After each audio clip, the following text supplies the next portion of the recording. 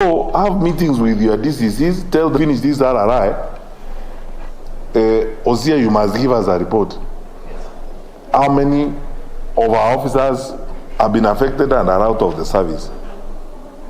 And so on. I don't mind having a conversation with my colleague C.S. Kawe at the Ministry of Health to look at what other possibilities are there to help these officers in terms of rehabilitation and so on. Whether we are going to use capacities at the National Hospital Insurance Fund to help these officers. We will help them and rehabilitate them when they are not our employees.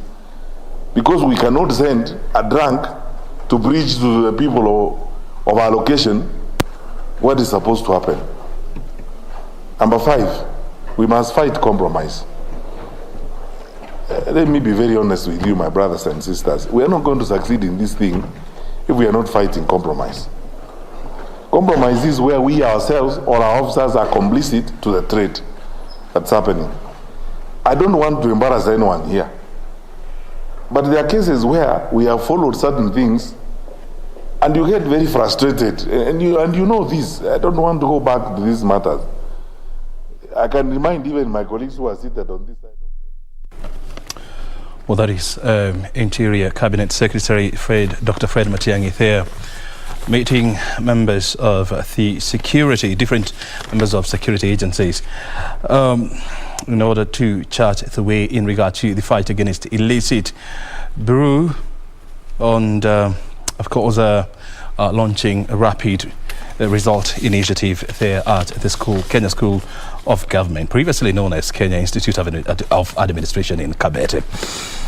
Well, let's see how it goes. Remember, this is this check whereby we give you live coverage of events as they happen from different parts of the world and, of course, different parts of this country. And, of course, as I told you, the big news of the day, we're keeping an eye on the National Treasury where the economic survey for the year 2020 is expected to be released anytime from now.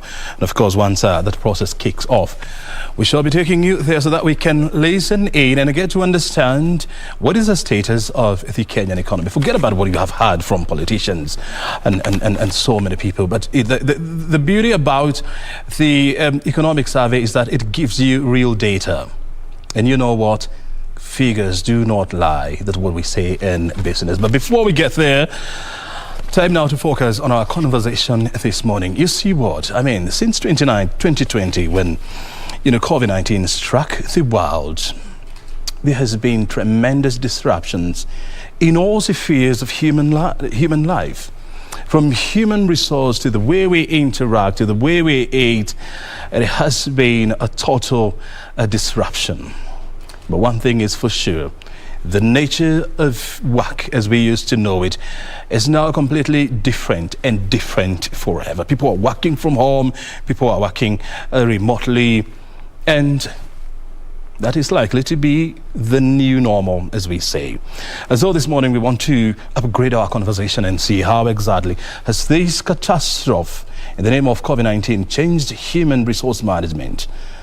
Helping us to put this into the right perspective is the Executive Director at the Institute of Human Resource Management, that is Kuresha Abdullahi. She's on the set this morning. Thank you very much, Kuresha, for joining us here. You see, most of the policies and regulations that currently govern the human resource, not only here in Kenya, but around the world, they were drafted before COVID-19 happened. Then in March last year, COVID happened, and it changed the management of human resource as we previously knew it. Has this, of course, impacted the way you as an institute, number one, train your people, and number two, the way you regulate the industry? Thank you so much. As you've rightly put, we've been talking about the future of work. Then COVID happened, and we found ourselves right in the middle of the future. So we're talking about the future is now. Mm-hmm. COVID happened in November 2019, arrived in Kenya March 2020. And one thing that we've realized is that HR practitioners were considered to be the business partners. We found ourselves to be part of the business. everyone wanted to pick the mind of the HR professionals, what's next? And the first thing that came to mind was work from home for everyone. Are we ready? What are the policies in place? And depending on the industry you work with, because we were looking at 3 institutions coming together: workplace, school, and family. How that is managed all depended on how quick you are in terms of your creativity and innovation. And that it gave birth to different positions within the human resource industry. We started talking about AI, how to ensure that machine and human integration, it's no longer a competition between the two. We looked at data analytics. We even looked at formulation of policies. At the Institute, even how we train changed, because there was this perspective that for you to do any trainings, it has to be in person. But we had to quickly change into online trainings. And the same thing for the workplace. We've seen so much being transacted online, whether the different platforms, Zoom, Teams, WebEx, and all depended on, are we ready in our houses? Because remember, even the internet uptake, because we had to, if you did not have space in your house to convert it into an office, we had to now see how quickly can we do that. And even for some people, the environment they work in may not have been conducive. And then something else comes to play, the mental health of the employee. Because with little help, how we interact, because everyone now was at home, you have little support, especially for the young mothers, and you have to play 3 roles: to be a mother, to be an employee, and to watch assignments, especially for those who are doing homeschooling. So different roles came quickly, and that's when I mentioned about innovation and how quickly can you be creative, and work had to continue.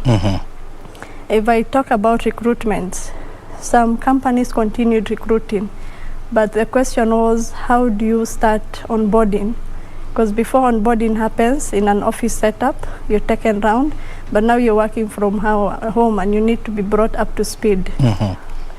And not just from home, you can even work from, anywhere, city center, Nairobi National Park, The term we're using right now, it's not even work from home, it's work from anywhere. Yeah, it's work from anywhere. And the beauty of all this, and I say every disaster comes with its own disadvantages, that it has made all of us equal. Because we've seen people who are disadvantaged before in terms of coming for interviews, far from Marsabit to Turkana, doing interviews online and getting the positions and still continuing to work. So it's created some level of equality to some level and allowed people to work from different levels. And I like the fact that, the whole conversation was about, training people for the future. And you've rightly put it, now we are living in that future. So what has changed in terms of regulations? So in terms of regulations, I will look at this from 2 angles. Because, when you're changing a legal framework, especially at country level, then it takes a lot of process. And that's why we have different leaderships. And also in terms of internal policies, what was required and what was done by most companies, which was impressive, is quickly update their internal policies. Because remember, your internal policies are as solid as the legal framework, provided you can defend it within the situation you found yourself. Like work from home, before we had commuter allowance, now we have to talk about internet accessibility allowance. How are you going to convert that, and how are you going to convince me that you're no longer giving me that commuter allowance, but you're going to ensure that there's an office setup at my home? So that now has to be anchored in your policy, because remember, as I mentioned, changing policies and laws within the country takes a lot of process. So the quickest way and the quickest win was updating the internal policies. We had strategic plans, which we're looking at, some of them 5 years. Now for the last 18 months, you had to quickly readjust. And now HR was at the center of it. On seeing now this is what we've planned, it may not be possible. In terms of even training, some companies have even gone steps ahead and doing virtual reality in terms of onboarding. That through virtual reality. It's no longer even online and sitting and talking. It's about virtual reality. Creativity is on another level that we've not seen.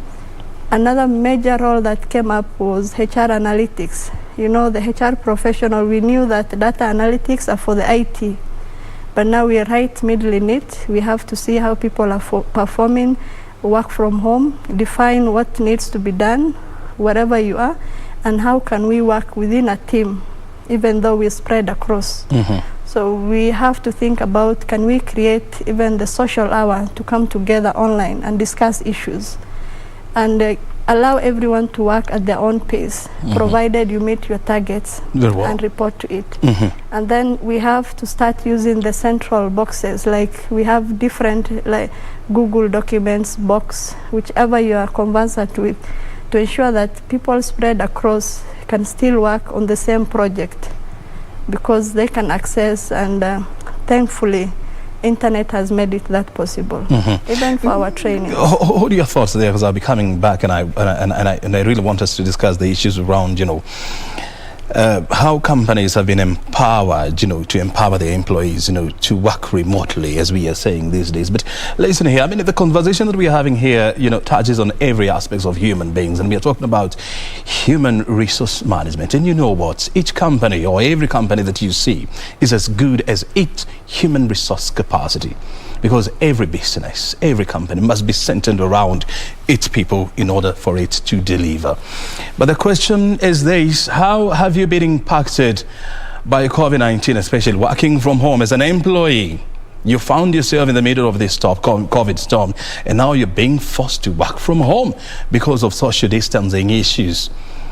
Well, it comes with different challenges, right? You know, in terms of, you know, stable internet, you know, balancing between family, cooking and all this, and working from home. How has this impacted you?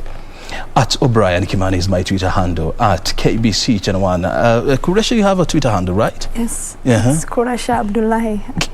Kuresha Abdullahi. Share with us your thoughts, because it's going to embolden and enrich our conversations this morning, because we are with the experts. Kuresha Abdullahi is the Executive Director at Institute of Human Resource Management. Look, you know, companies, you know, they have various terminologies, you know, to deal with human resource, especially when it comes to management. You know, you talk about right sizing, downsizing, outsizing, and all these. We saw a situation whereby companies went into right-sizing and downsizing mode. People were laid off, you know, and there was serious reorganizations. But we didn't hear, and a lot of people said that the institute was very quiet when the rights of workers, you know, was somehow conflicted during the COVID-19 crisis. Have you, of course, I mean, it was also a surprise to you, because you did not expect this. This was completely unprecedented. How have you managed to recover, to wake up and say, hey, look here, something was amiss here, but now we need to fix things? Okay, thank you so much. Actually, the institute was the first to advise the industry. And the first place that everyone stopped at was at the institute, in terms of how do we handle these issues. That was later on. I mean, you know, COVID struck in March. Yes. You issued your statement sometimes in August? On the same, in July. In July. That was about 4 months later. 4 months later. But we've done a lot behind the scenes during that time. So what happens, unfortunately, different industries are impacted differently. The major hit were tourism, the transport industry. Those are the major ones which were hit. And now when you have to look at the ways and balance, because you have a business to continue and you have a workforce that you need to keep on paying. You have to balance the two and see what's the way forward for me. So should I close business, or do I start talking about the downsizing and the right sizing, including freeze in salaries, stoppage in salaries for some, or even some of them cut in salaries. I saw yesterday in KQ, they still insist on having the salary cut in place because they don't feel they've recovered. And it's not just KQ, even in very many media houses. Many companies, definitely. And that is a trend, and I'm glad there will be a report which will be out today. It's the unfortunate bit of such pandemics come up with, but this has challenged us to prepare ourselves and look into the future and take some sabbatical leaves and see what could happen, what's next, and how do we move forward. There are some companies we interacted with, companies like Isuzu, where everyone else was talking about the cut in salaries and all that. They came into the innovations and creativity and they have not only maintained their staff, but they managed to give a salary increase because they came right into the industry. They started doing different things differently. So it's all about the leadership and all about what you're providing in the industry. Like for the tourism sector, it's difficult because we rely on international tourists, and that is something that we need to improve at country level. Can we start promoting local tourism, even though that there was a caveat in terms of travels and all that? Because remember, we have to contain this disease, and if we all work together, we will soon come out of this. And the good news is that if you look around, jobs are still being advertised. As of today, I could see more than 10,000 jobs afloat. It's all about how you package yourself and place yourself for those jobs. Look, you're talking about, the economic survey report, which is expected to shed light on the status of the Kenyan job industry, and it's apparent that millions of jobs were lost in the year 2020, 2021, and so how then do you deal with these massive human resource that was previously working and now they're finding themselves out of workplace? So it comes down to what we call reskilling and upskilling, because when you're struck by such an incident, you don't just sit back and say, I've lost my job and I'll sit back. You have to get creative around it as an individual. And you will see within the market, as we talk about people losing their jobs, the people who are being headhunted as we speak. So it's all about your brand, whether it's online or even at personal level. How do you brand yourself? And where do you see an opportunity? And those are the skills we're looking for, people who can actually see problems, come up with the solutions, and willing to take the risks for it. And with the right, I think, with the right information, with the right mindset, I strongly believe that yes, there were some jobs affected, close to 14%. That is massive in the different industries, especially those impacted mostly were the youth. But how quickly can we get creativity around it? A major business industry that popped up was the social media. Like people needed different people to manage their businesses on the social media. So how do you place yourself in terms of the IT skills? Can you go back and upskill or even reskill? So it's an unfortunate incident, but I am sure Kenyans are very creative. And as we talk about some losing their jobs, millionaires were born out of this situation because they saw an opportunity and took advantage.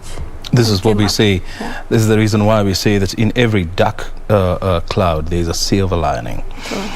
You see, even in your industry, when you're seated here, it has also been impacted because of, big data and, of course, data analytics, as well as artificial intelligence, whereby now you don't have to have physical number of employees, managing employees' files. This can be done remotely, and it can be done by machines. And this is putting into question the future and the role of future human resource managers, future human resource employees.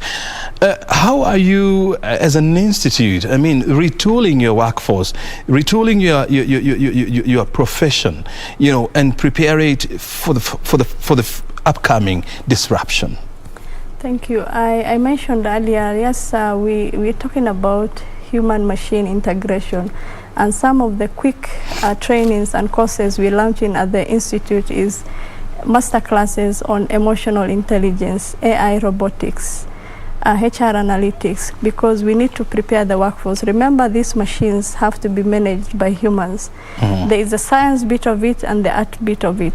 and the heartbeat of it needs to be handled by humans. And we can coexist. We need the machines, they fast track the services. And that's why I'm saying in any situation we need to embrace ourselves for change.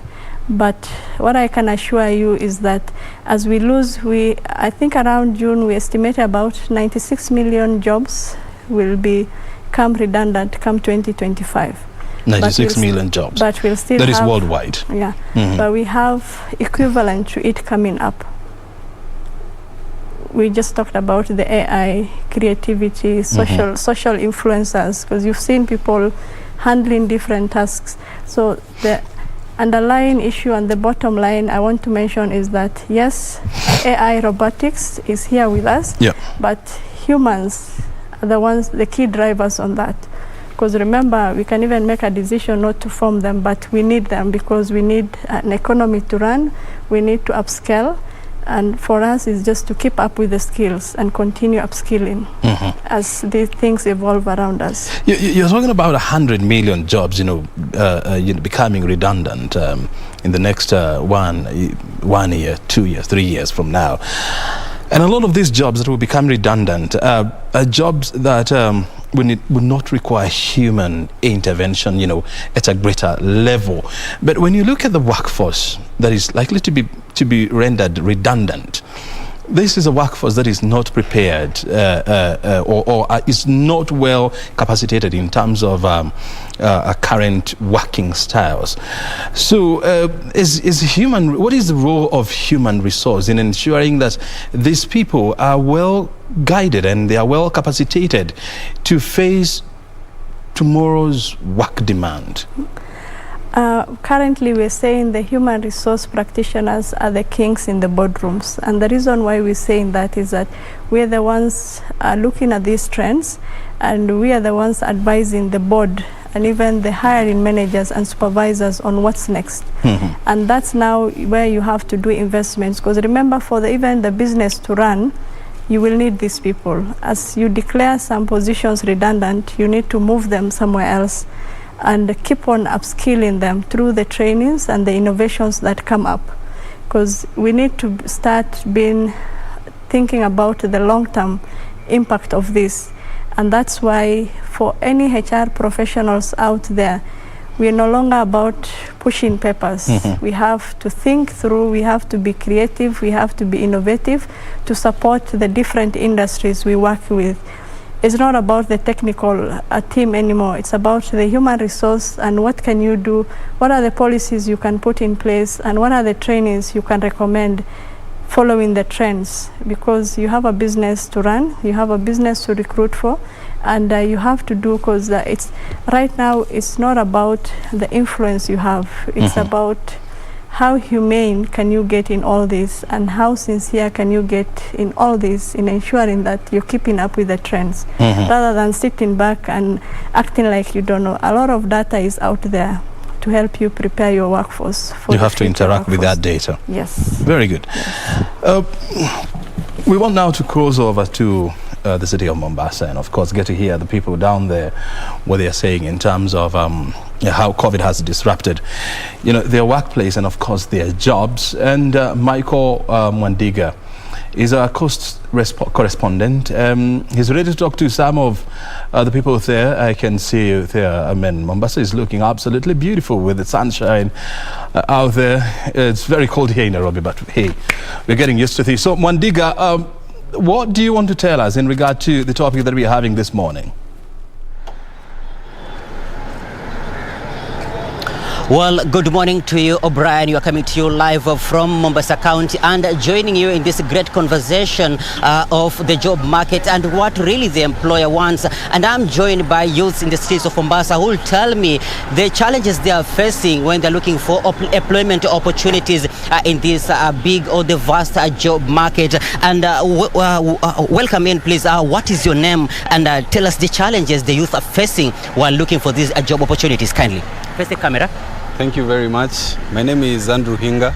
I'm a youth in Mombasa County. I think one of the challenges that the youth are facing, especially guys who graduate or fresh graduates from campus, is the proverbial lack of opportunity. Let me start by saying the proverbial lack of opportunity. A guy graduates, applies to multiple organizations and companies, but for some reason, one reason or the other, the guy is qualified in something, but he does not get an opportunity to either do meaningful work or get something like a meaningful internship or training program in all the companies that the guy has all the companies that the guy has applied for meaningful employment or training.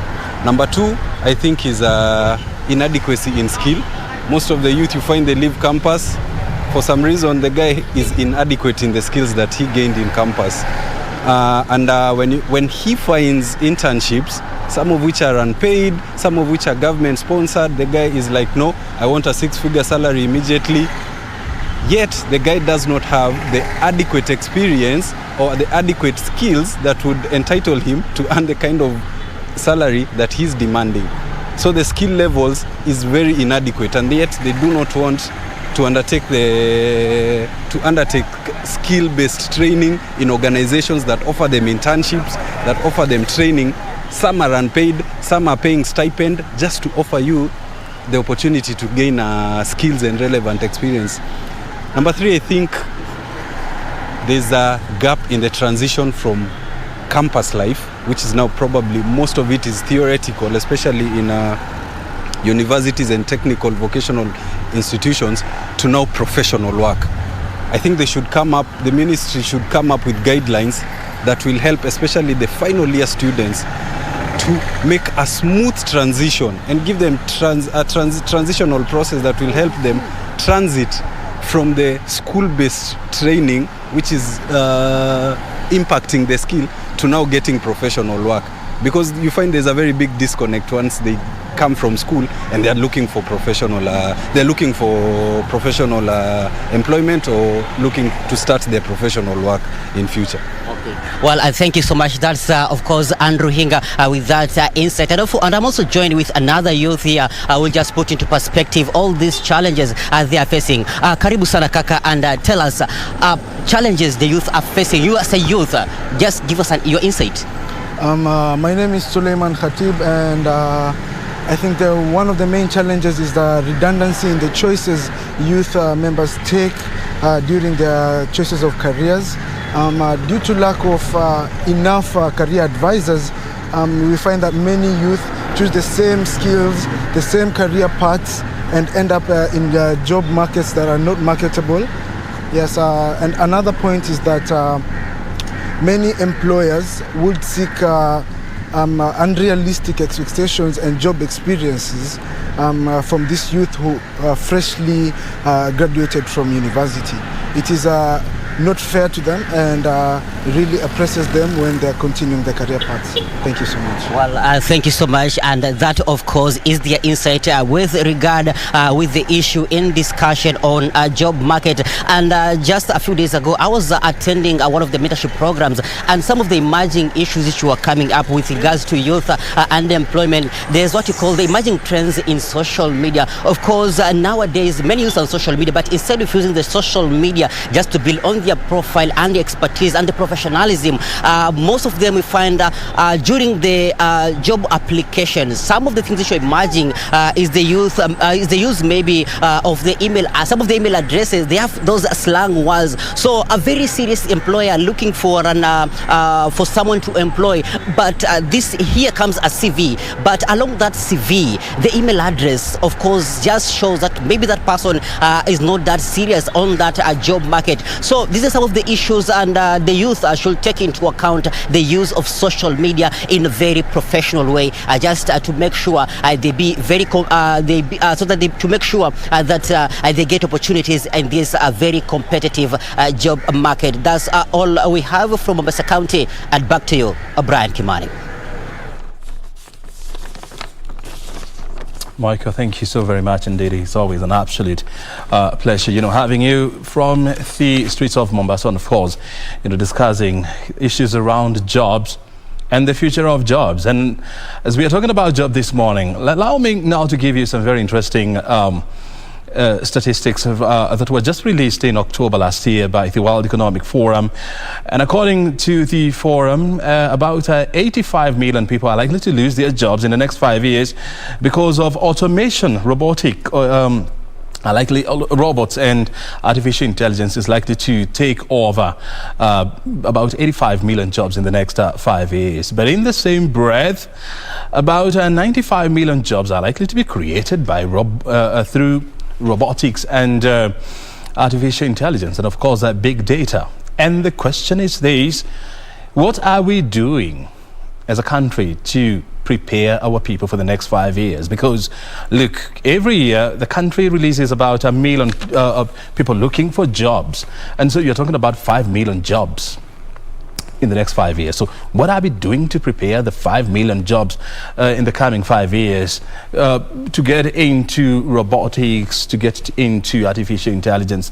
That is a big question that we should be asking ourselves as a country. But you were talking about HR being the queens and kings of boardroom.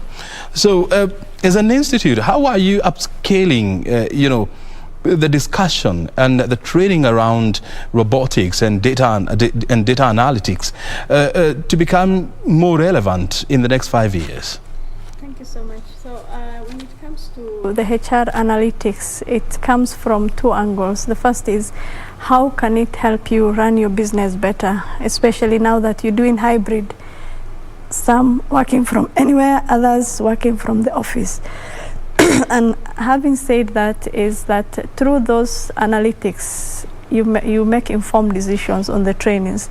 And now this is where you come in. As an institute, we cannot do everything, and we need the industry, we need the academias, we need them to refresh, because we want to change this practice of, if I go to the Nairobi University, the same syllabus which was used 20 years ago is the same one that I'm going to be trained on right now. The world has moved, and we must move with it, and the professionals have a very big role to play in that. It's not just about HR. We have different professionals, and all of them have to partner into this and ensure that they're keeping up with the trends. And I'm glad we've just heard from people in Mombasa. There is a huge potential which is not tapped to capacity in the coast region, and that's the blue economy. How are we preparing for the youth? Because we've had conferences around that. We brought people together, but now how we cash in on that? Mm-hmm. And that's what we need creativity around. And the message I always send is that do not sit. Jobs will not come to you. You have to create them. And the best way to create is seize the moment, come up with the ideas, and start implementing, and the rest will follow suit. Mm-hmm. That I can assure you. And if you look at anyone who has been an entrepreneur, because right now we need to change the perspective of being an employee. You need to be helping your employer, and you have to have the mindset of an entrepreneur, regardless of the industry you're working in. Mm-hmm. And that's how we move together as a country. Mm-hmm. Yeah. You see, according to the World Economic Forum, by the year 2025, 43% of current jobs, will be shared between robots and human beings. So, as a profession, how are you prepared, to handle this transition? And of course, how are you going to manage robots? Yeah. So, they say change is difficult. And I have told you these robots are creations of humans because we've seen the need for it. And by managing, when you have a very good way of change management and training people, because the advantage we have over the machines and the robotics is that sometimes you have to sit back and think. That is something we are more advantageous when it comes to the machines, because the machine you just instruct and that is what it says. The famous words we used when we had computers first was garbage in, garbage out. So what you feed into those robotics is what you get out. How you do it matters, and how you handle it matters. And that's why I talked about the science of it and the art of it. And we have to balance the same. Because I remember when we were talking about the resilience bit of the humans and even the employees' well-being, because you need to prepare people mentally for that. Because I don't want any sector or even any profession, especially the HR, to make the assumption that everyone is okay the way things are changing. You have to prepare people for the changes, and it starts with the duty of care. And telling them that if you're doing 100% of this, now you're going to do 50% to this level of effort, and the rest will be done by machine. And this is how we'll bring the two together. So it's no longer about the competition. It's about the ecosystem and coexisting together to deliver. In the world today, there are almost 3.7 billion people in the labor market. And according to statistics, from the World Economic Forum, 50% of this workforce will need to be reskilled, by the year 2025 or thereabouts. And so this requires significant amount of resources. And are companies prepared, for this disruption that is coming in the next 4 or 5 years? So that's what I would like to call positive disruption, because for you to continue growing in the industry, you must be willing to invest. That's why in every industry, you have the research and development unit. You have to keep up with the change, and you have to invest, because remember, you're not investing and making loss in it. There is always profit out of it. You've mentioned the same jobs that we will lose, more than that will come into the market. And the good thing is that it's not an individual responsibility. Different sectors are pulling resources, and the best way to do that is that they don't see themselves as competition, but come together as collaborators, one ecosystem, and start looking into the future and seeing what can we do together and what can we do separately, and even share the responsibility of this industry will focus on this, this industry will focus on this, and we will all prosper together, because remember, we are all interlinked in terms of, we talked about the tourism industry linked to the transport industry. So we are all dependent to each other. And when I talk about the human resource professionals, because they are the foundations of any organizations, we are the ones who are hiring. And it's no longer about just the technical skills. We're talking about even the soft skills bit of it. Because how reliable are you as an individual? Your communication skills, how are you willing to be upskilled? Because remember, I'll be willing to teach you, to train you so that you can unlearn and relearn. But if you don't, put in the effort, then it becomes difficult. And that's now where we come back to now analyzing the data. Why are some people moving faster than the others, and how can we ensure that everyone is moving on the same speed, or even give more attention to the ones who are lagging behind? And at some point, organizations will have to make a decision and separate people depending on who is good at what, and you do through job evaluations and who fits where. You see, there is an aspect that you've brought on board here, and this is on research and development, R&D, and that is the future of organizations. I mean, any organization that is not investing, or even any country that is not investing in R&D, I mean, your future remains so shaky. But when you look at, for example, the Kenyan scenario, even our national investment in R&D is barely 3%, of our national GDP. And so a lot of companies, especially here in Kenya, we are yet to embrace the concept of R&D. So as an institute, how are you helping companies to deepen their investment and their capacity in R&D? Since July last year, we've visited several counties, and we've had interactions with both private and public sector at county levels, and some private, including learning institutions. And the message we're trying to give them as an institution is that that is the way to go. We need to reskill right now, because the beauty of this country is that, and as I say this, some people may think that it's far-fetched. If we organize ourselves, if we look into what we have, we can increase our GDP, and it comes down to what we've just talked about, research and development. We have several donors who are willing to invest in that, but what's in it for them, and how are you going to implement on what comes out of it? Because No one wants to have an elephant project somewhere that they've invested in it and it's just seated somewhere. And I am a strong believer on implementations and impacts. We could be doing the research, volumes of notebooks, but we don't see the results through implementing the same. Because if we've said this is where the future is going, we need to be emotionally intelligent. How are we doing that? Are we introducing it as a course in schools? Are the training institutions teaching? Even at our institute level, are we preparing? Even in the workplace, is the training department investing in that?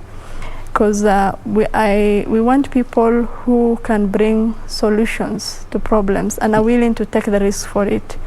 And that is the direction we should all be taking, rather than having 8 to 5 job and waiting for the check, because everyone's satisfaction should come from what have I contributed today differently to where I work.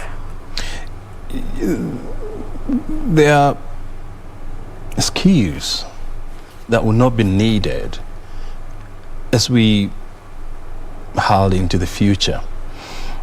And you still have a situation whereby learning institutions are still encouraging learners, to embrace and to go into these courses, knowingly or unknowingly that some of these courses, some of these skills will not be needed in the next 5-10 years. So what is your intervention at this point? So as professional bodies, not just IHRM, we have different ones, ISPA, KISIM and all that. And even through the Commission of University Education, we really need to intervene. And discussions should be going on right now on what are those courses. I know there's some universities who have scrapped some courses. One of the positions that comes to mind that will not be needed as we go into the future is an office manager. Because if we automate everything now, what are you managing? Because people have come up with different ways of archiving things, sharing from different locations. Self-management is something key. So those are some of the roles that we may not be needing.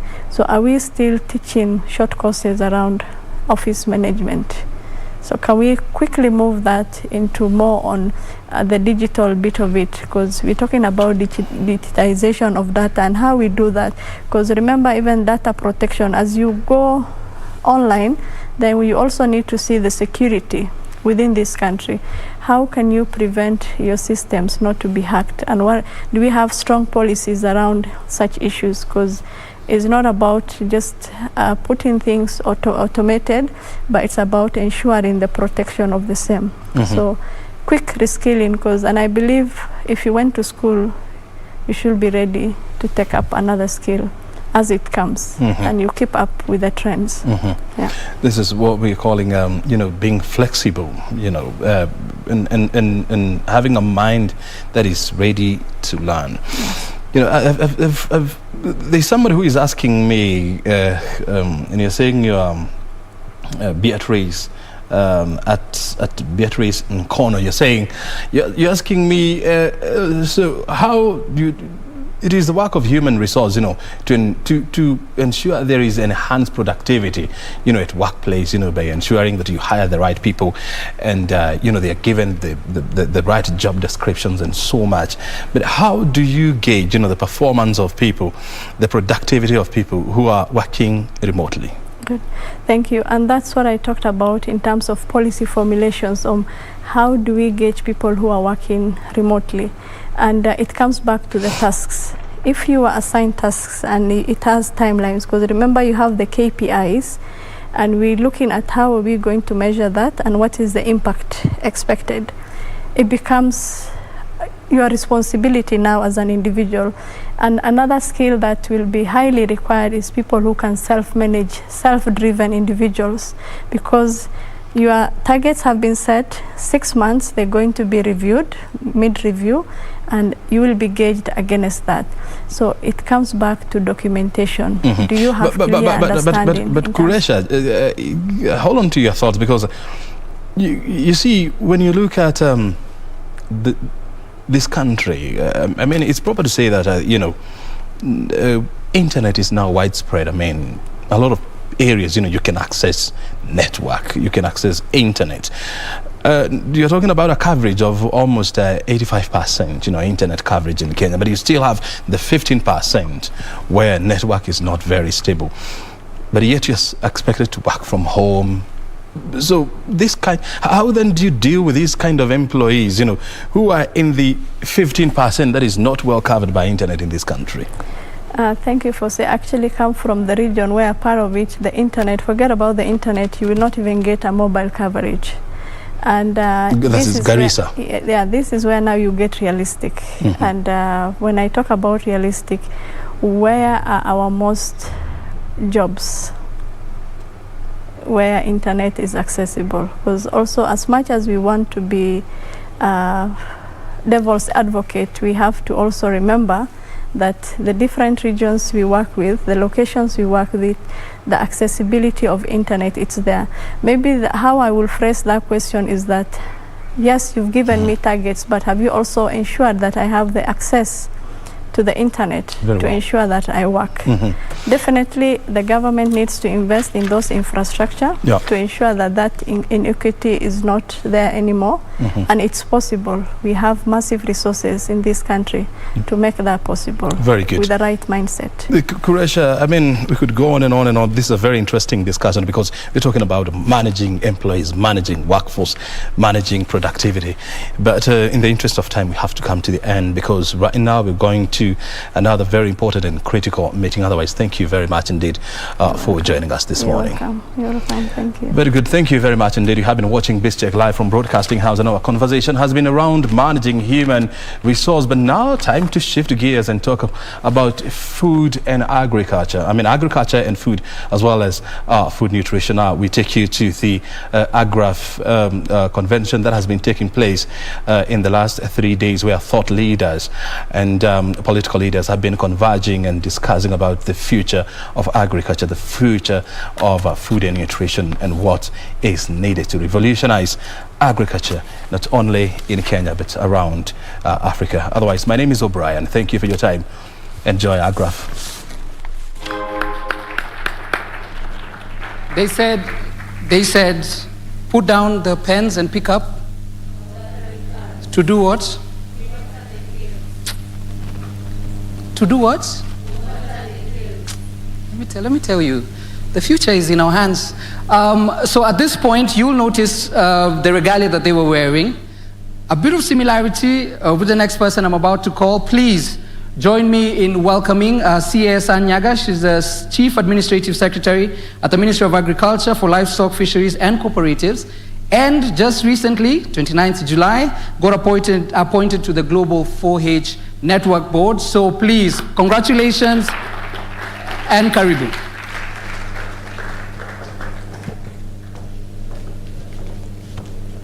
Thank you, George.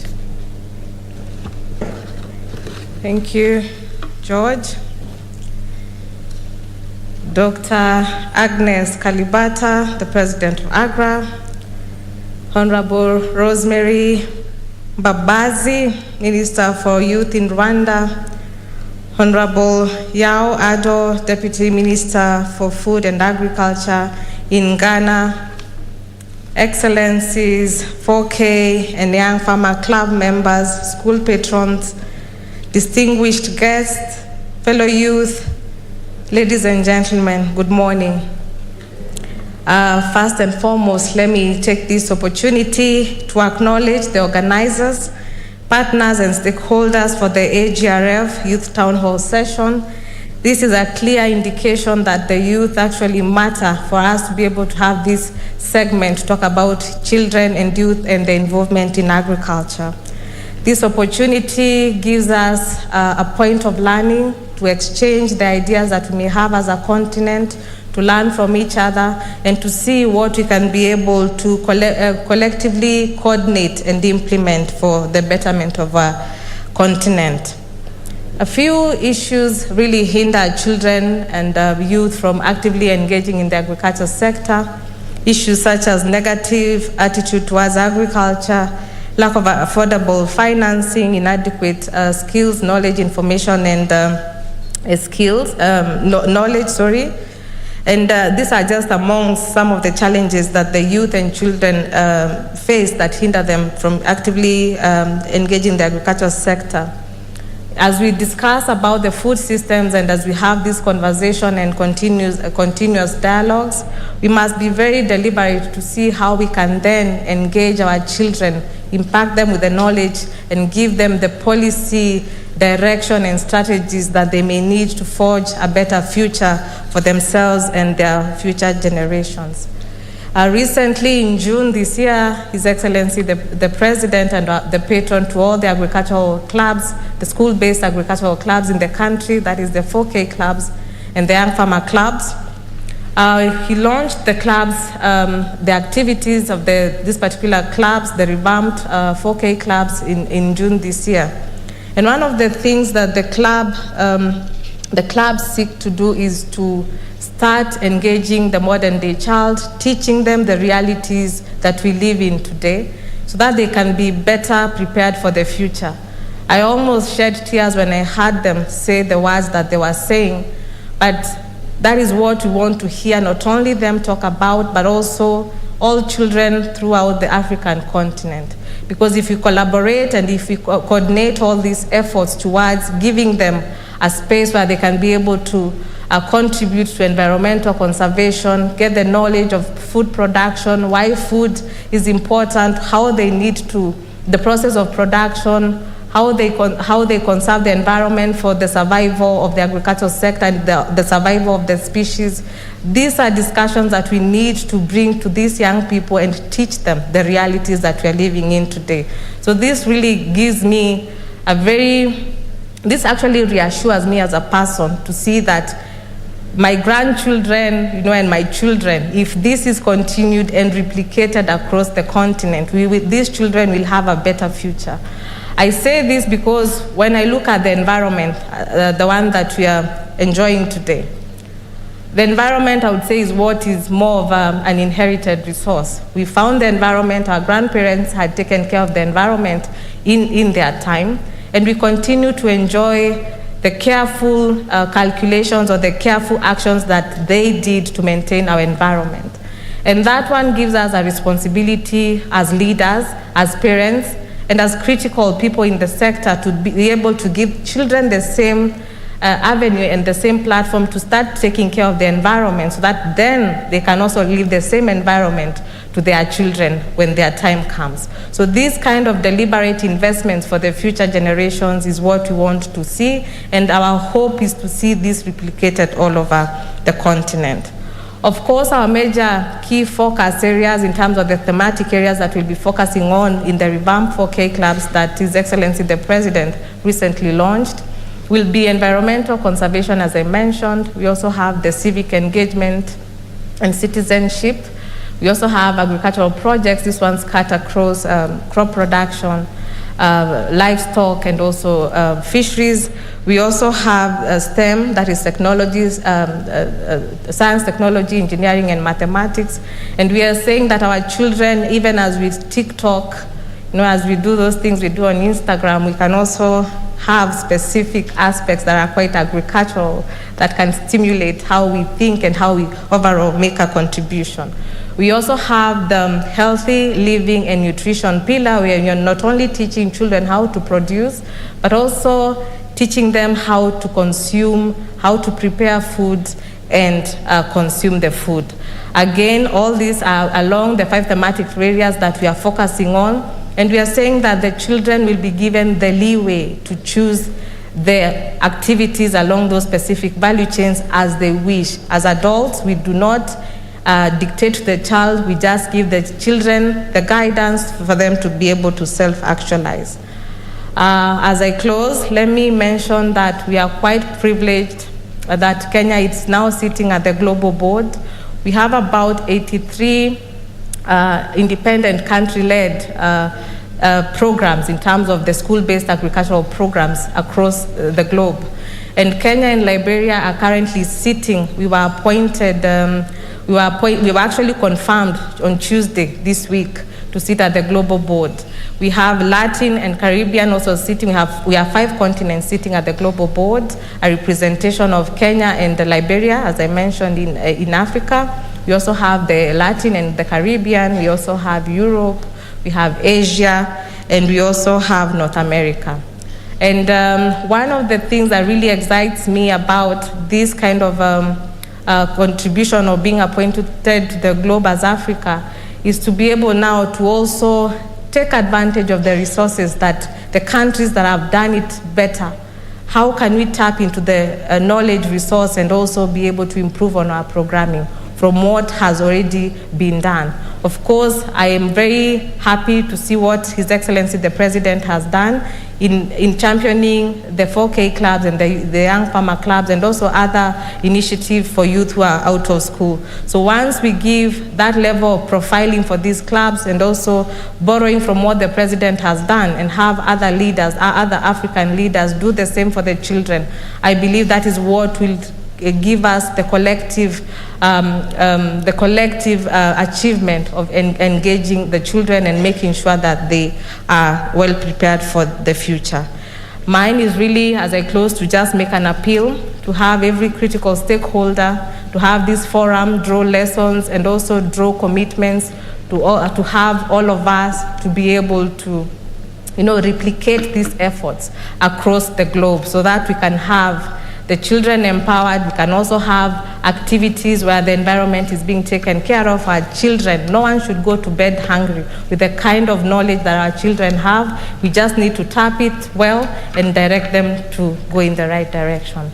I want to most sincerely thank each and everyone for being attentive, and may God bless us all.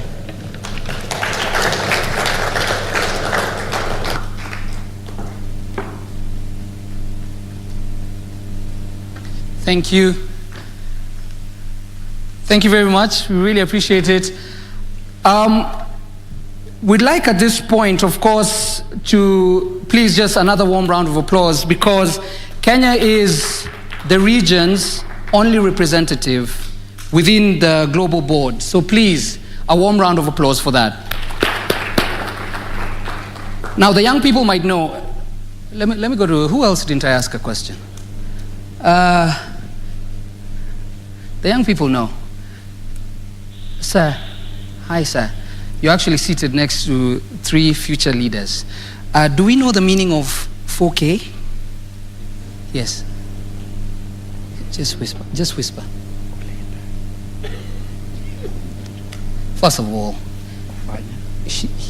you're doing better than him. I can promise you that. Wait, you're not exactly. Ha. Please, do we know the meaning of 4K? No.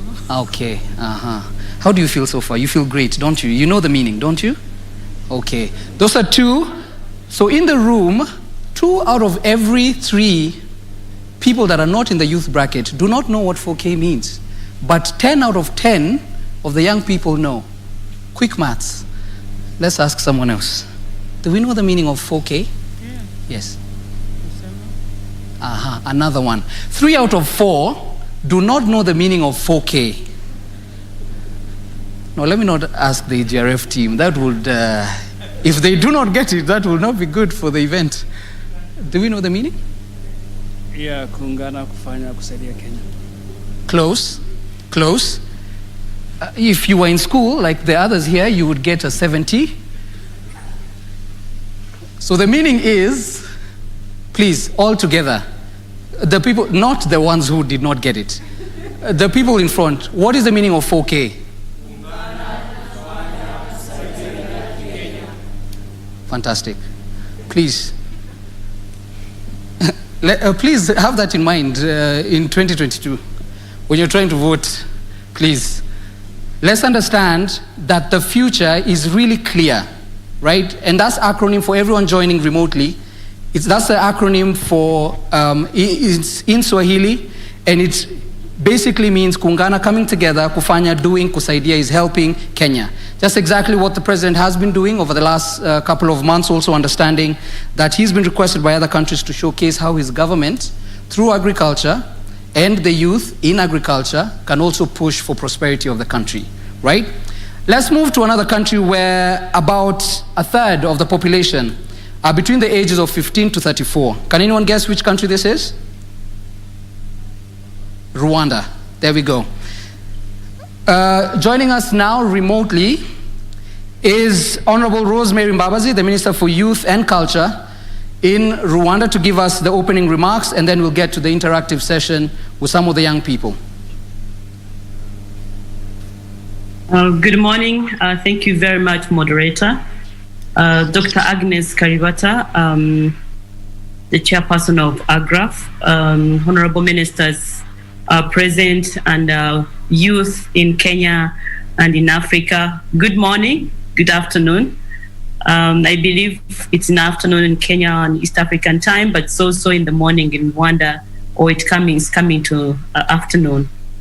It's my pleasure and honor to participate in this important Africa Green Revolution Forum, AGRF Summit Youth Town Hall, discussing pathways to recovery and resilient food system. I thank you very much, AGRF, for organizing this great important forum. And I also appreciate the way it is structured, very engaging young people. I believe we are going to learn a lot, learn and share from each other the great key milestones countries have achieved in making sure that youth are part and parcel of the food security systems. Probably more discussions will come in later, as you rightly said. I thank you, and I'm happy to join you. Thank you. Thank you very much, Honorable Minister. We have a few questions from across the continent. Our first one is from Ms. Ifi Umuna, co-founder and co-CEO of ICT and Programs for Nourishing Africa, coming all the way from Nigeria. Our question is about empowering a new generation in the food system. Ifi? Good morning, Honorable Minister. I'm Ifi Umuna, the co-CEO of Nourishing Africa, a home for agri-food entrepreneurs, particularly young entrepreneurs across Africa. Rwanda has successfully provided an enabling environment for young agripreneurs to grow. How have you been able to do so, and what steps needs to be taken for other countries to emulate this for their youth? Thank you. Thank you very much, Ifi, for that wonderful question. And I think it's a question for all of us. The first part of how Rwanda is providing an enabling environment is much more what I will focus on. But the other part of what other countries can learn, it will depend on countries. But I will share a few insights that we can all learn, because we are still on the journey. We haven't achieved it all. Just want to also mention that under the leadership of His Excellency Paul Kagame, the President of the Republic of Rwanda, agriculture has been the key sector that has been absorbing more than 70% of our population and has made remarkable progress. The production of various crops on a market-oriented scale has gradually increased, which subsequently augmented rural income as main element in the sector value chain. But if I want to focus on what you have asked, what kind of enabling environment that Rwanda has put in place for the young people to be engaged in agriculture, but also in other sectors, I would say the main driver of all this is to have our development more sustainable and also have inclusive growth. Rwanda, like the moderator, George has mentioned, where 3/3 of our population is young people, over 70%, like most African countries, are below 30 years of age. Rwanda is a young nation. So why youth? It's because we want to leverage and tap into the youthful numbers. That number is very important. If you don't focus on such numbers, I don't know if you can be sustainable, and I don't know if you can be inclusive in our growth. So the power of the youth's number is very key. And we look at young people's numbers as a key asset rather than a liability. Also, we look at the characteristics of young people, their agility, their flexibility, their ability to adapt, their responsiveness, and the will to impact communities. And also we look at the risk aversiveness of young people, their innovations, all these factors put together combined, they necessitate the creation of a conducive environment to have a sustainable future and inclusive growth in Rwanda. Of course, Rwanda has registered remarkable growth and development, but this is not enough. We are not where we want to be. We have put this, I want to craft all this into 4 Ps for you to remember. Even for the K Club there, I see you're very well dressed. I want to invite you to Rwanda. Probably we can learn a lot from you and also share what we have achieved so far. I want to focus and say, as a response, as government, the government deliberately engages young people to immensely get involved as the next generation farmers, producers, sellers, and agribusiness men and women that will drive our shared vision. The policymakers have also argued young people to invest in agriculture, and allow me to quote His Excellency Paul Kagame, the President of Rwanda, when he addressed this similar forum in September 2018. I quote, "We require a rapid shift in the mindset of our young people towards agriculture as a career choice. With the knowledge and technology available today, there has never been a better time for young Africans to get involved in agriculture and agribusiness as they create wealth and well-being for the society as a whole." I end the quote. So leveraging on this political will, the government of Rwanda has set up youth platforms like Youth Young Agribusiness Forum, Rwanda Youth Agribusiness Forum called RIAF in acronym, and other youth graduates from academia willing to invest and be part of modern agriculture, mostly in horticulture. Different programs were also put in place to mobilize and support youth in this sector. I want to focus on the 4 Ps that I mentioned earlier, and I'll be giving examples of how we have been engaging the young people in this sector. Probably the countries could share also their experiences, those present in this platform. The first one that I mentioned earlier, the first P, is the political will. It is very deliberate. We involve youth in decision making, have active participation in all policies that we are making and decision making.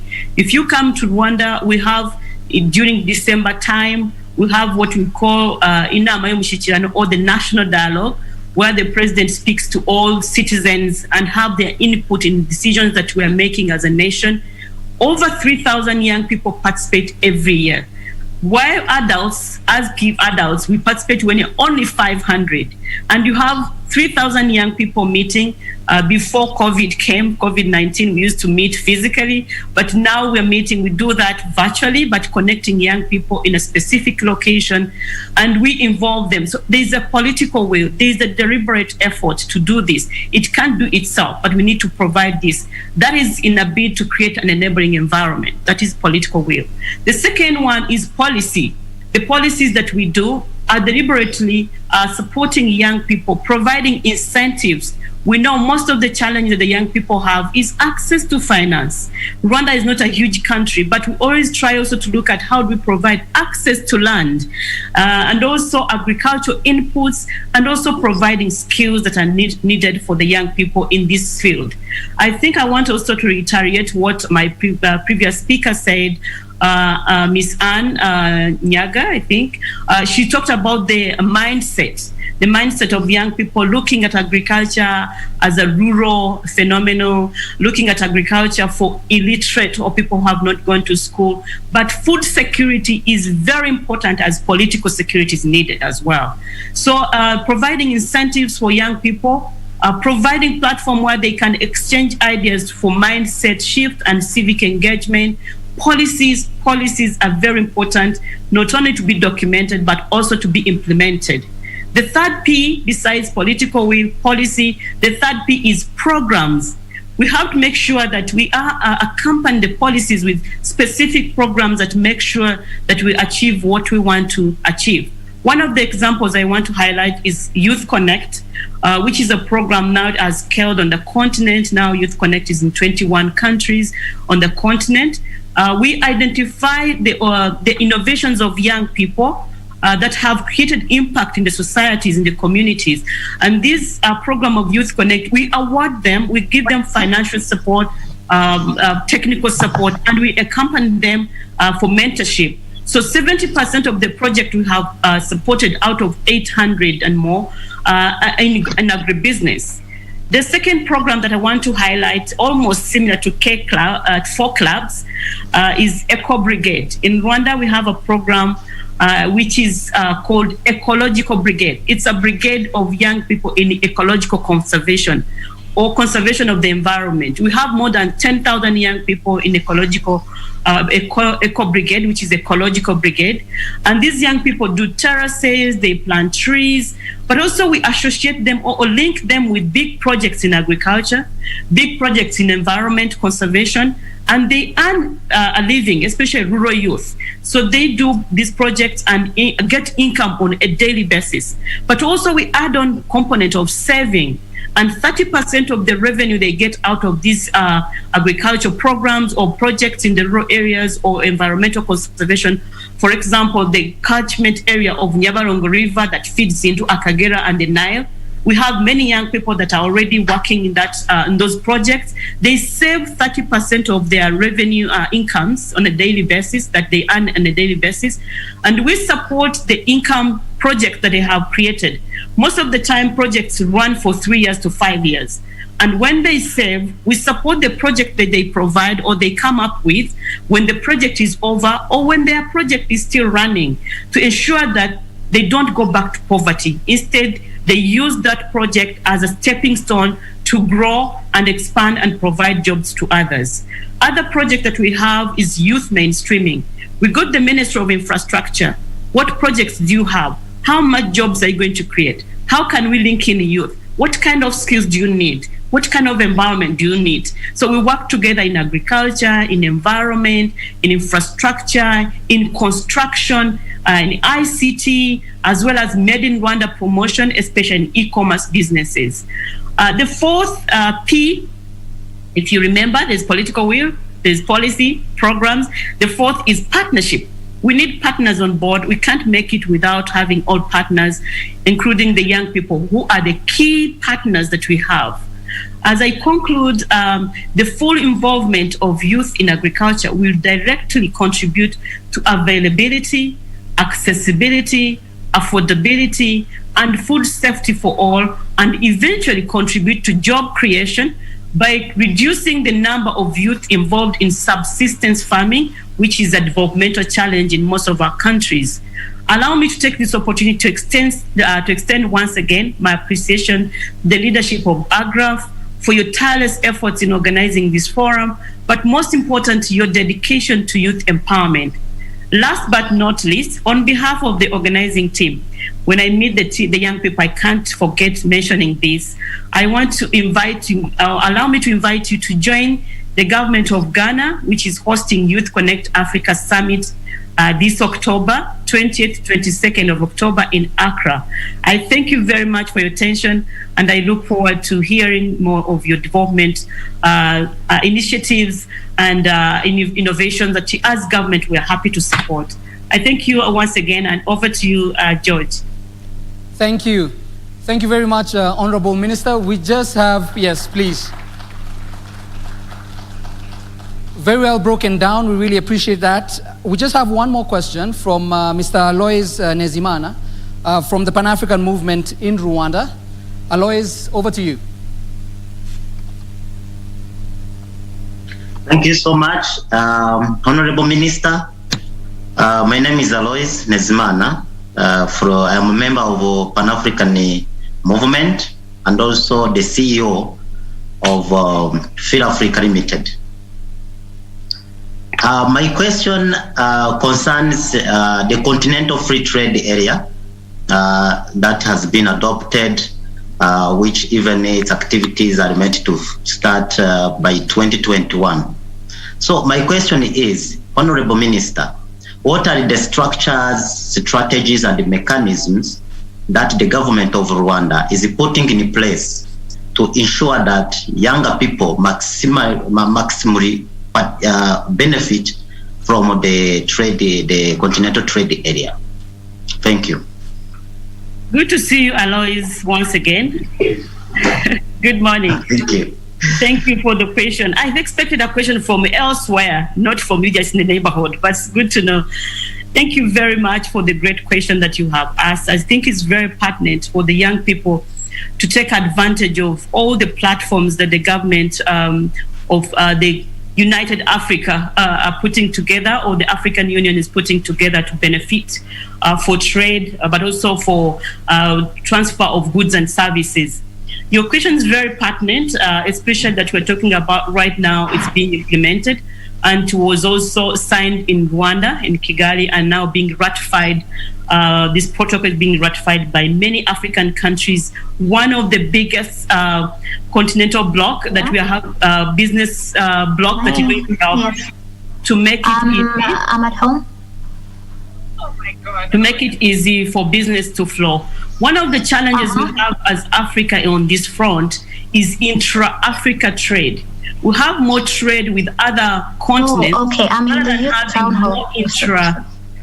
May I ask Miss Amanda to please mute? Let me do the job of the moderator. Thank you. Thank you. Thank you very much. So I was speaking about the structures and system and strategies that are in place to ensure that the young people benefit from this big business block that we're creating, or the business environment that we're providing. I was saying that one of the challenges Africans we have is the intra-trade. The flow of businesses within our countries and goods and services is more limited within ourselves than as it is done with us and other continents. And our leaders, the main objective is to make sure that we create seamless flow of trade and businesses within Africa. And that's the rationale for having the CFTA.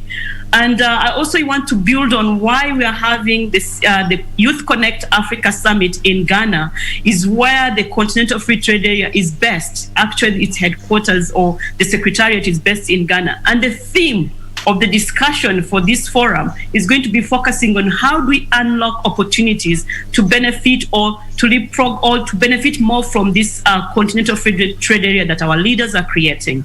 So we don't want to have this in discussions, in papers, we want it into action.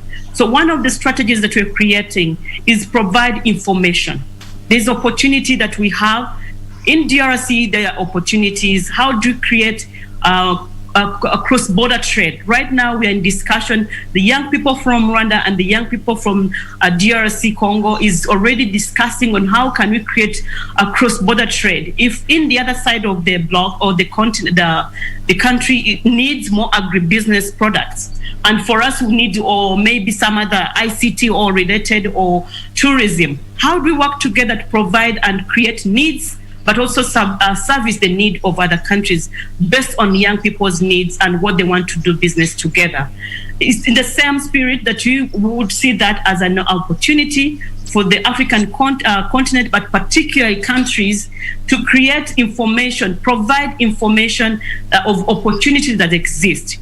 The other element that I want to talk about is removing barriers, non-tariff barriers, and also other tariff barriers that might be available between countries. It might be easy to flow your goods out of Africa than to trade within Africa because there are many non-tariff barriers. So what countries are doing is ensure that there's seamless flow of goods and services within countries in the neighborhood. And this is also in the spirit of making sure that we buy our own. That is promoting made in Africa. We buy more from within Africa than buying elsewhere. But that means also our businesses should be competitive. Our businesses should be providing good quality products that are competitive. It's not just an offer. It's not a favor we're doing for businesses. It should be related or in line with the quality and also the price that are affordable. So there are many systems that are in place, but mostly political-wise, or in the political level, there's a lot of will of all other countries, all these countries, to ensure that we provide the enabling environment for the young people to benefit from continental free trade area.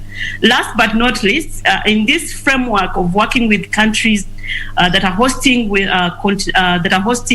Youth Connect Africa, that is going to happen in Ghana, we are going to go with our young people in what we call Youth Connect Caravan. Caravan is when we take our young people in agribusiness, mostly in ICT, in Made in Rwanda, in environmental conservation. We are going to go with them in Ghana in October for them to see the opportunity to interact with colleagues, to engage with colleagues, but also identify opportunities that they can engage after. We've done the Youth Connect Caravan in 2018. We brought our young people to Kenya. They went to Naivasha. They went to different parts of Kenya to identify opportunities and work with colleagues in the country, and also receive them in 2019 when they came for Youth Connect Africa Summit. So these platforms that we provide, this environment that we provide, these are policies that are putting in place to ensure that young people, you tap into that and you take advantage. I think the moderator was saying the future belongs to you. So this is your time, this is your opportunity. I thank you once again. Thank you. Thank you so much. Thank you very much, Honorable Minister. It's nice to know that as agriculture is one of the most important platforms for income generation, food security, of course, and productivity, countries such as Rwanda are really making sure that that is at the center stage, even as they move forward, and the young people are now close to that. Honorable Minister, please enjoy the rest of your day. I'm sure if you'd like, you could as well just continue listening in. Let's now move from East Africa, go all the way to Ghana. Ghana also has a lot of support within the same industry. They have something called the 4H clubs. Honorable Minister is right there. So they have something called the 4H clubs that supports, of course, the rural youth, as has been mentioned in Rwanda as well. Over 5,000 people between the age of 10 and 25. And we'll hear from the Honorable Deputy Minister just now. So to give us his opening remarks before we get into the interactive session, Honorable Yao Frimpong Ado, Deputy Minister for Food and Agriculture in Ghana, responsible for crops. Honorable Minister, over to you.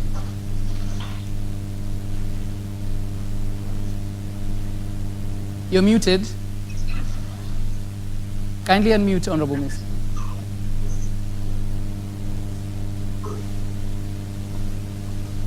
Can you hear me now? Yes, absolutely. Good. Thank you so much. And by regards to everybody there, all the ministers of agriculture in Africa who are on this program as I speak right now, I greet everybody. And the youth, the future of our continent. I greet everybody. Greetings from our President, Nana Addo Dankwa Akufo-Addo, and our minister who has been taken away from the office. He was very, very optimistic that he was going to be here, but somehow he has been called to duty elsewhere in the northern part of the country.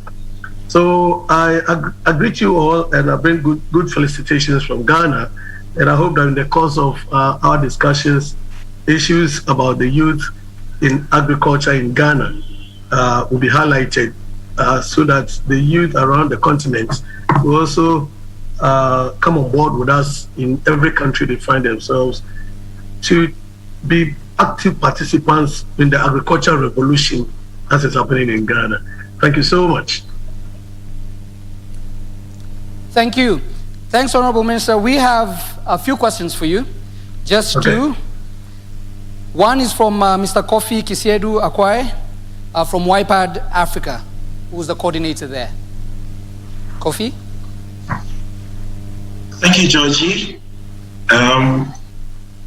Good morning, Honorable Minister. Good morning. I'm Kofi Akwai, Africa Coordinator for the Young Professionals for Agricultural Development. And we are a movement that empowers youth to shape sustainable food systems. Good. We have seen in countries like Tunisia that they increased their turnovers by over 2 million USD within a year of implementing the Youth Startup Act. So my question to you, Honorable Minister, is how would the government leverage research to drive such systemic approaches for youth to thrive in agribusiness? And this is very important for me because I'm also in Ghana with you, Honorable Minister. Good. Kofi, thank you so much. for having special interest in the youth in agriculture in Ghana. And if you have been following our programs of the Planting for Food and Jobs, I think the greater emphasis is on the how the youth can have special interest in agriculture, the component we call youth in agriculture. And we are doing this through the flagship program of Planting for Food and Jobs. It's a component that says that emphasizes on agri-business. The youth in every district have been encouraged over the years to register with the Secretariat, that is the Directorate of Agriculture, to take active part in this Planting for Food and Jobs. And the essence of the Planting for Food and Jobs, looking at the food chain from production to the table. That is where the emphasis is, so that the youth must position themselves within this food chain, that wide spectrum of the food chain, whether at the production level or in between, the marketing, processing, and then even taking the foods to the various homes. These are all opportunities that are open to the youth. And Kofi, there's this other interesting aspect of our program. If you have heard of it, the CARES program, the Obatampa program, where the emphasis is going to be laid on youth participation in agriculture. We want the youth to take up this challenge, and the chunk of the 100 billion Ghana cedis is going to go into agriculture, especially agribusiness. And then the youth must position themselves in such a way that they take full advantage of this Obatampa CARES project, which is seeking to provide the resources, because most of the complaints that they give us when we ask them to take agriculture as a business is how are we going to get the funding. And then the government has now instituted this Obatampa program, which is going to be rolled out this year and then subsequent years, so that the youth, once they come together, they can take advantage of the availability of the funding, and then also develop their talents either in marketing or whichever field that they find themselves, so they can end hunger within the food system. If the youth take advantage of this Obatampa or the Ghana Cares project, they can really advance the cause of the youth in agriculture, especially the agribusiness components of the Planting for Food and Jobs. So Kofi, my office is open. Please come over one of these days. Let's discuss I know how passionate you are about youth development in this country, so we can see the way forward for the youth. Thank you. Thank you. It's not every day you hear minister or government saying it's an open door policy. You can come in, walk in at whatever point. So it's definitely nice to hear that, and also to hear that a chunk of the Ghanaian budget is going to agribusiness. So that's really encouraging of you, Honorable Minister. We have just one more question from Sharon Olang, who's a member of the CSO network within the Lake region here in Kenya. Sharon? Thank you very much, and thank you for this opportunity. To Honorable Yao Ado, I've had the initiatives that you have in place, the Obatampa program. I hope I'm pronouncing it right. And I've also heard about the 4H Club, which I really like, because it nurtures young people to get into agribusiness, but also preparing them to start their initiatives. So other than those two initiatives, what are the other initiatives that support youth participation that you really feel proud of at this point? Yes, there is a component of the Planting for Food and Jobs program, which is our flagship program for agriculture. It's a revolution, kind of agricultural revolution in this country. It's the greenhouse farming. The greenhouse farming is where the youth are being encouraged to go into vegetable production. We have set up large greenhouse farming sites in 3 sections of this country. The one at the coast, we have one at Dawenya, and then we have one at Bodjasi, and one in the middle part of the country, Akumadan. And these sites have been prepared specifically so that the youth can take advantage of it. Because you see, when you encourage the youth to go into agriculture, these days the youth, the get rich quick aspects of life is in the youth right now. And where they can get rich quick without sweat, it is this greenhouse agriculture, where the facilities have been put there. And interestingly, about 125 youth, as we speak right now, some of them are in Israel, learning about the technology. The total number sent to Israel to undertake paid internship. This is paid internship. The youth, they finished School of Agriculture in our various universities. About 190 of them are, as we speak right now, in Israel. So far, about 537 of the youth have been trained in this area we call greenhouse technology development, vegetable production. And we have selected some sites strategically, the middle belts and then the coastal belts, for these youth to take advantage of this initiative. For me, this is where I will encourage the youth of this country to go into. And the private sector is also being encouraged to set up some of these youth, the technology, greenhouse technology centers around the country, so that the youth within those sectors of our country can go there, take advantage of the facilities provided. Because it's not something that can be done everywhere. So we have selected sites that you go there. Maybe a youth group can go there, take one of such greenhouses, and then you say you are going to plant vegetables, specifically targeting some markets, especially if we are going to take advantage of Ghana being the headquarters of the African Free Trade, Continental Free Trade area. Then the youth must take full advantage, because the market is going to be there. You see, 1.2 billion population of Africa, and if we have this technology here, and then the youth, some have been trained, and they will serve as the resource persons. So you come together, you form a group, and then you go into vegetable farming. 3-4 times a year, you'll be selling your produce locally and internationally. And this is something we are trying to encourage the youth in this country to take full advantage of, because it is available. We've started. Thank you. Thank you. Thank you very much, Sharon. Thank you, Honorable Minister. Before I let you go, are you ready for Youth Connect? Very ready. Very, very ready. Perfect. Say no more. We appreciate your time. At this point, we'd like to call a few youth here to just speak within the AGRF 2021 summit. So we appreciate your time and you joining us to just give us insight on what's happening in Ghana. Thank you. Thank you too. Right, now we have a few youth from across the continent and across the region that have a call to action for 2030. Of course, we're saying that young people have a message well within these food systems, all these hard words that we've been saying, net zero, climate, agriculture, and we need to hear what exactly is on their mind. First, we have Ms. Dorcas Omole, youth in agriculture from Nigeria. Dorcas?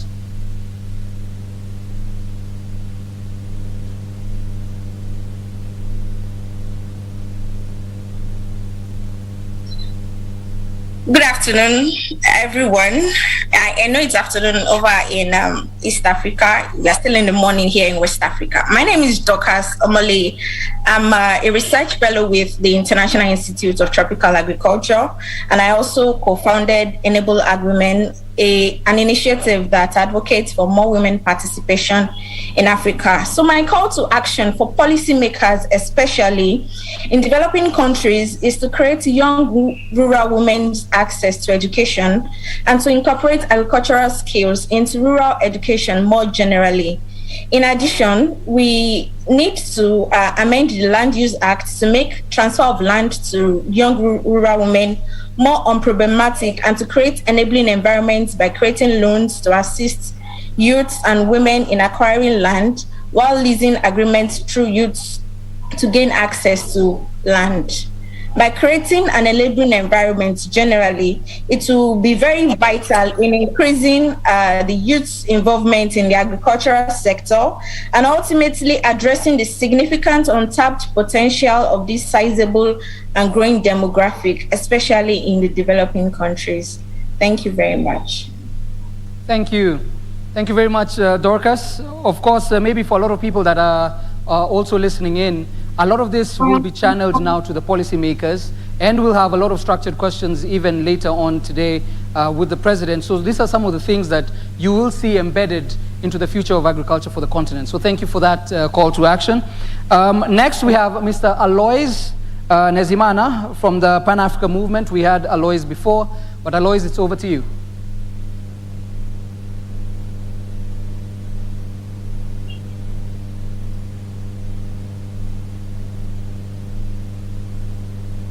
Did we lose Alois? Is coming on? Okay.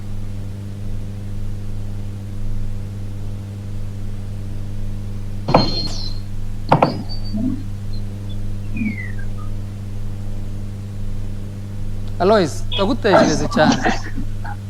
Yes. All right, please.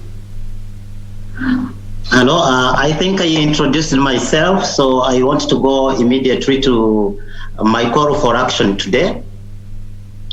My call for action today, first of all, as you might know, in the last 2 decades, youth ambition is to get in agribusiness really increased so significantly. But we are still having challenges whereby youth are not really getting access to land, or they don't even own the land.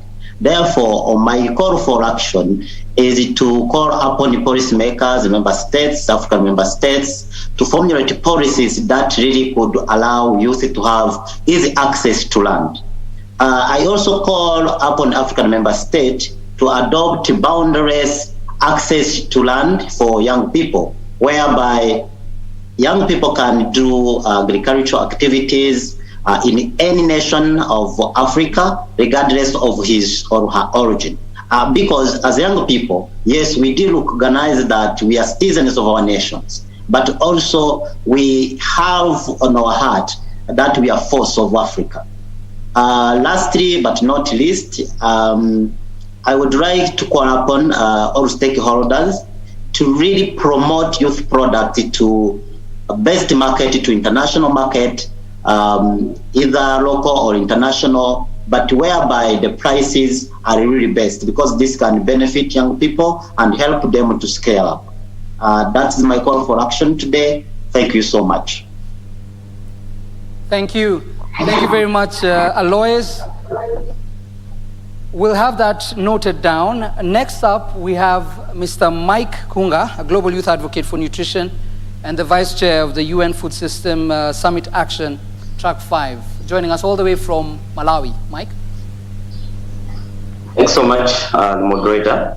My name has already been introduced, and I really thanks so much for this conversation. Very key and very brilliant for young people. I was actually amazed by Madame Rosemary from Rwanda talking about the 4 Ps, which are really, really critical for African youth to leverage on.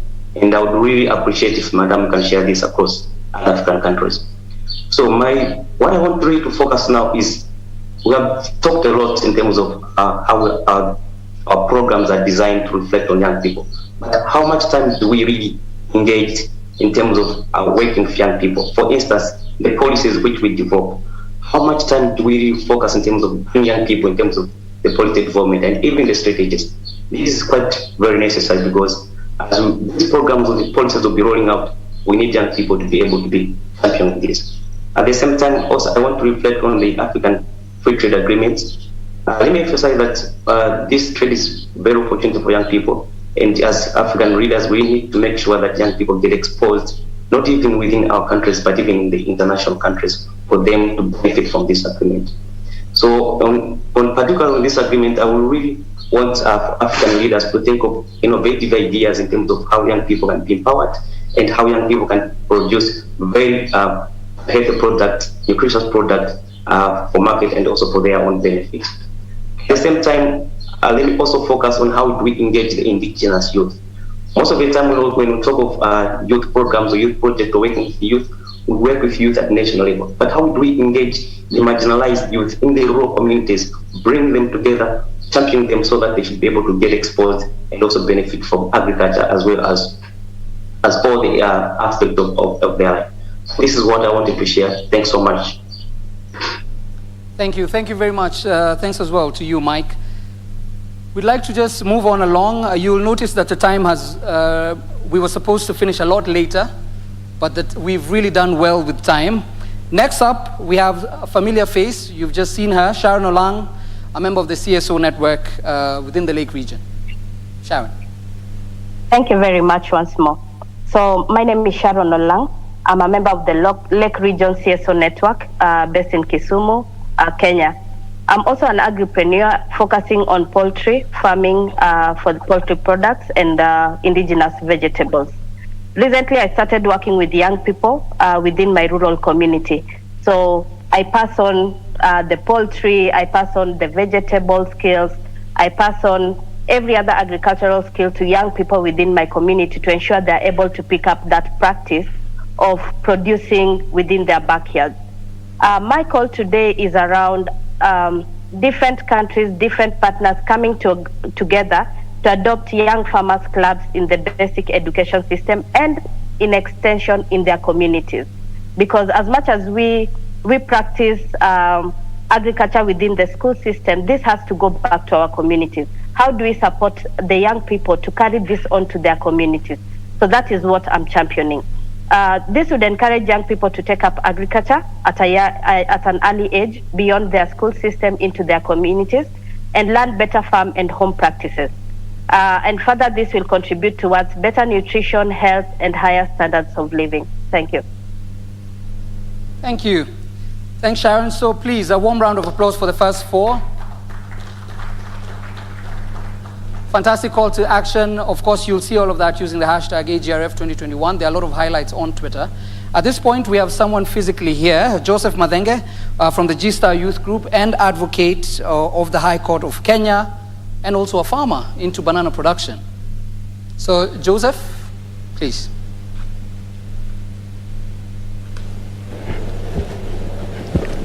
It's a very uncommon practice to look better than the moderator. Sorry. All right. Thank you. So, good morning, guys. My name is Joseph Madenge. I'm an advocate of the High Court of Kenya, and I'm also a founder of G-Star Youth Group, a group that engages itself in banana flour production. You can hear me, yeah? So first of all, I'll say that it's an honor to be invited here and to finally meet Dr. Agnes Karibata in person. My call to action today is to the government. Today, actually, the Honorable Minister for Rwanda just called us the future. But currently, we are the current leaders. We are the current leaders of this country, Africa, and the world. We are the people on the ground, and I'd actually ask the government, please involve us in policy making, in policy decisions, because the only way that you can get our mind is having us on the table.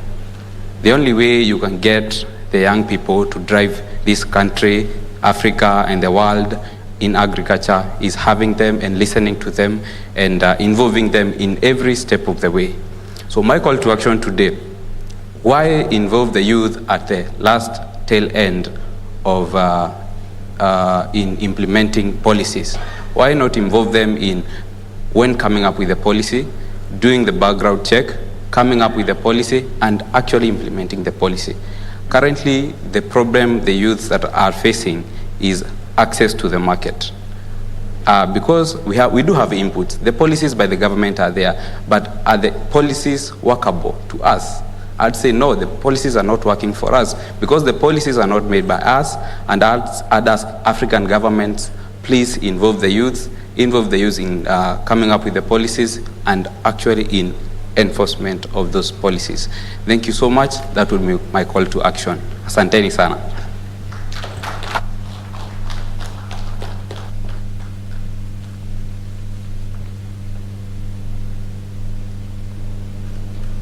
Right, so I've been informed it's all right, we can leave with an early end to the event because later on we'll have the presidential session and we can ask as many questions as possible, of course within reason during that time.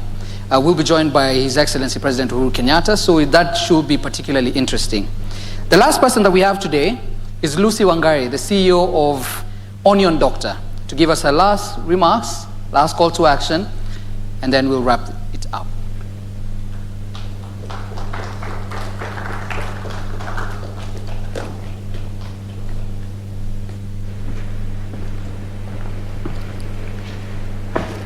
Okay. Hi, everyone. It's such an honor to be addressing all of you here. And I am a youthful farmer. I am the founder of Onion Doctor. And as the name suggests, I probably have produced what you eat every day. That is an onion. I'm also a youth who is an ambassador for agriculture, and my call for action would be for us to reintroduce the training centers that we once had for agriculture so that we may be able to bring these new concepts closer to home. If it's issues to do with hydroponics, can we have the training centers, the ones that we had when we were kids? They used to be there where we would go, see the shows and see people doing hydroponics, see people do greenhouse irrigation. Let's bring these concepts closer to home because some of us may have access to them because either of aggression or just chances that we have, but there are some people who have access to land and other things. And just seeing those things closer home, they may be able to uptake them more.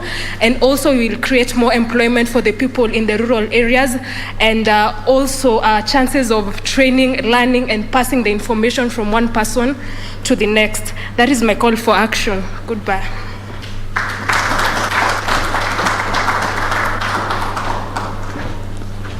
Great. So before we leave, since we already have CS Anyaga here, who's gladly given us a bit more time to just speak to her, there's one thing that has not quite been built on, which is youth and innovation. When you think of agriculture right now, let me just ask you, since you've been a star player in the class, when you think of agriculture, what first comes to mind? Not as a 4K club member, but as a youth. Farming. What comes to mind when you think of farm and agriculture? What would you like to do? What would you use to plant them? Okay. Drones? Drones maybe. What else? What kind of technology would you like to use on your farm? Machinery. Machinery. What kind of machinery?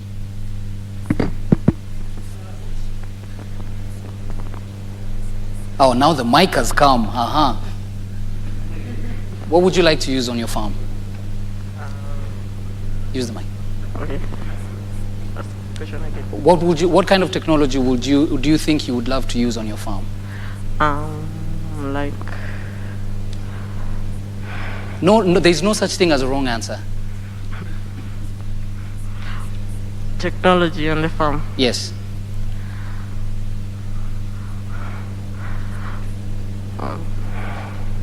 Drones, like he said.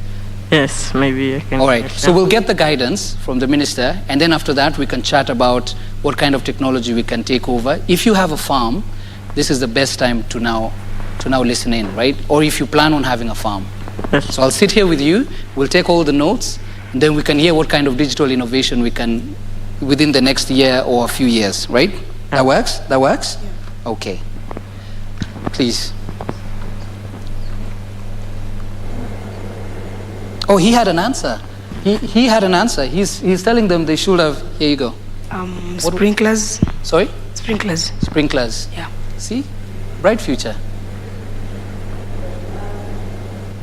Thank you. I think much has been spoken by the previous speakers, but just to emphasize as requested and also as brought forth by my colleagues, first and foremost, we can't really ignore the role of technology and innovations in the agricultural sector. From where we look at it, you know, when we see challenges in the agricultural sector, as young people, what we need to gear towards is looking for solutions, because in looking for solutions, that is how you start creating an employment for yourself or ourselves. In terms of the digital aspect or the innovation, of course, where we are talking about mechanization, we are talking about, a bit of a connection between the modern way of doing things and also the traditional, because we can't really discard of all these kind of approaches. We need to find an intermediary way of going about our approaches in production. But the issue of innovation is an issue that we are really focusing on. We have developed programs which we are actually implementing in all the 47 counties as we speak.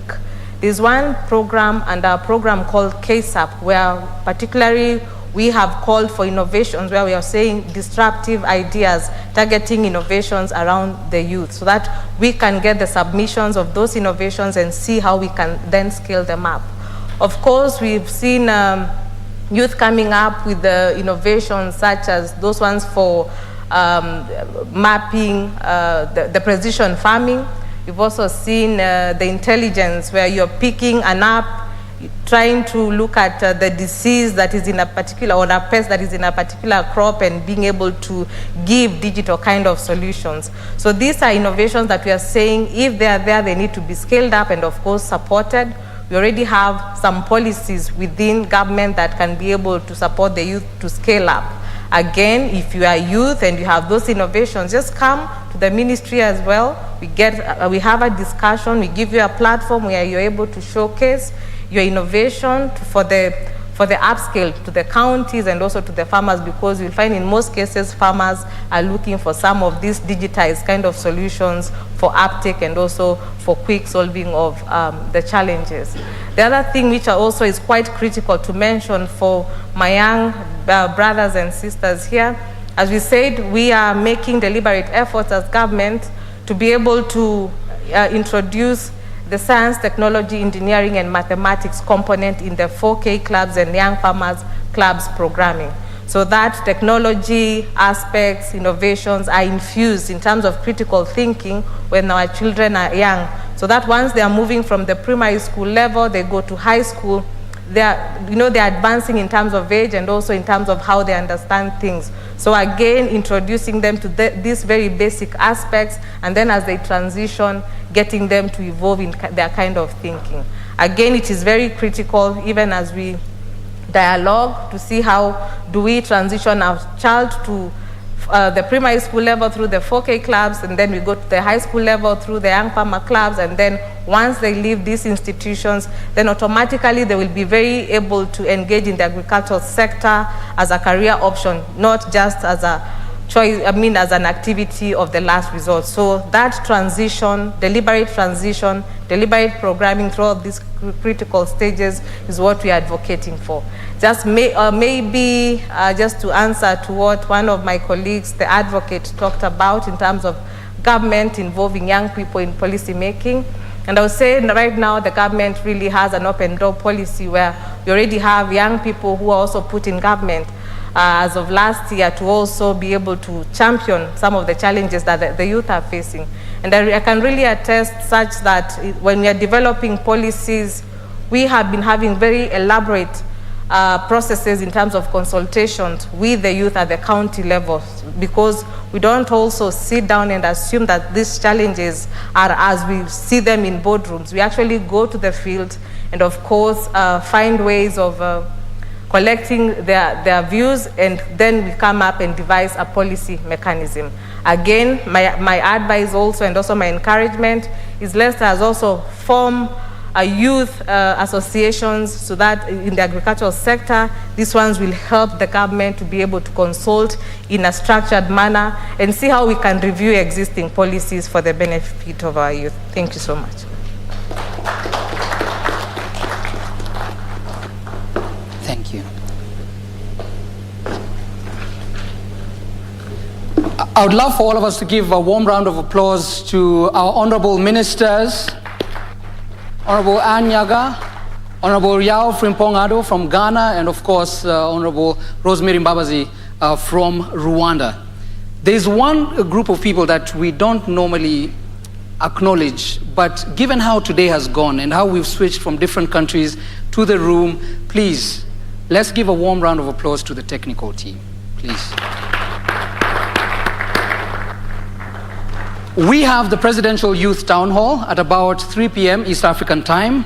A very interesting session where we'll have President Uhuru Kenyatta join us to discuss some of the pertinent issues that youth across the continent and in Kenya, of course being based here, are facing and how we can now replicate that across the border. I appreciate all of you for joining in, giving us your attention, all the young people for engaging me when I asked you the questions, my future investors and partners in farming. I really appreciate all of you. I'll see you a bit later on during the day. Thank you.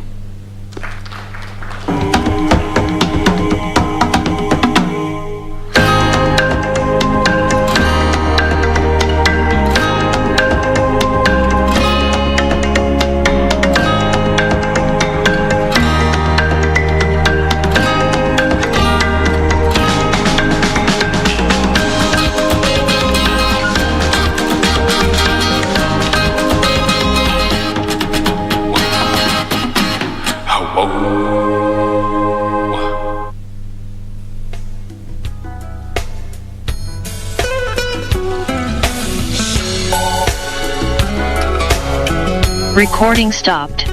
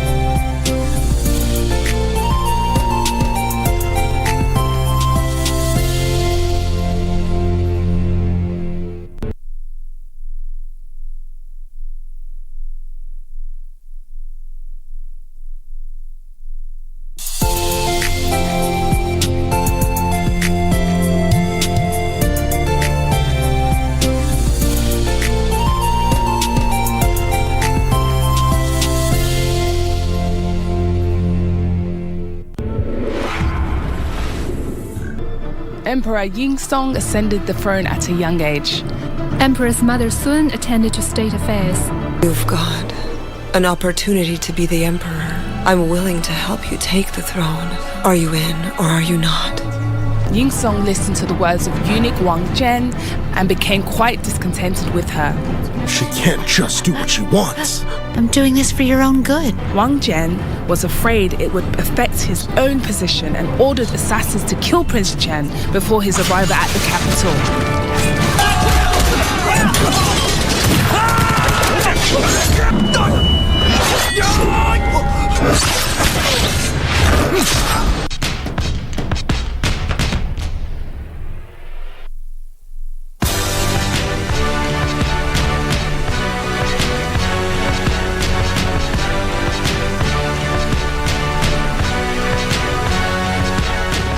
Good evening, this is KBC Channel 1 Easy Friday. My name is Shiksha Arora, and guess who's back?